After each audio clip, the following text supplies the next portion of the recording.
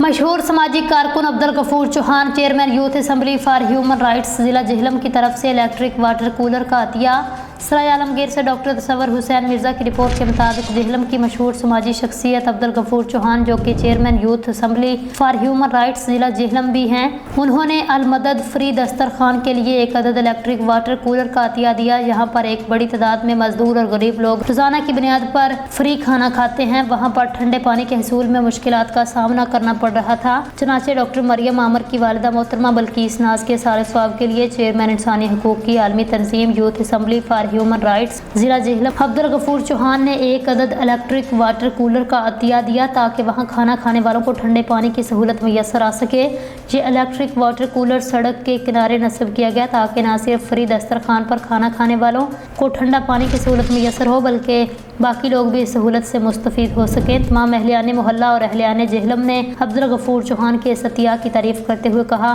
اس سہولت سے بہت سارے لوگ مستفید ہو سکیں گے۔